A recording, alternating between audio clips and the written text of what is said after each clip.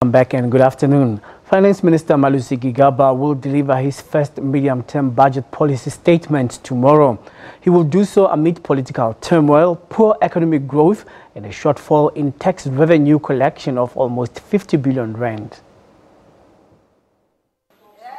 Earlier this year, former Finance Minister Pravin Gordhan announced a 45% tax hike for upper-income earners to plug a 28 billion rand shortfall. He further hiked capital gains tax by 5%, which is expected to add 16.5 billion rand to the fiscus. However, the tax collection shortfall has widened by a further 30 billion rand since then.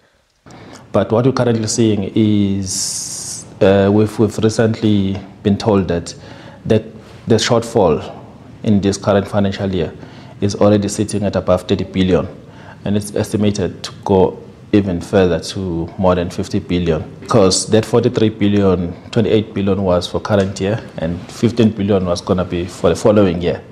So if you already have a shortfall now, it means that 15 billion is going to be the minimum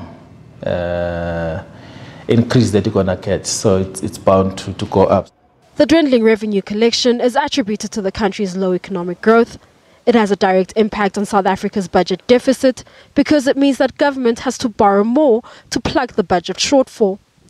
The deficit is expected to widen well above Treasury's expected 3.1% of GDP to nearly 4% of it.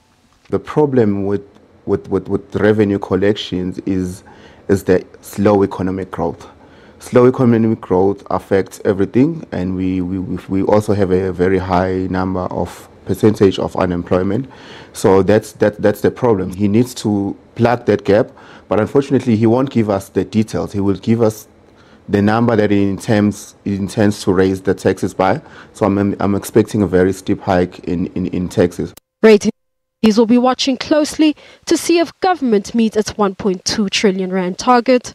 Balentle Mthethwa, SABC News, Johannesburg.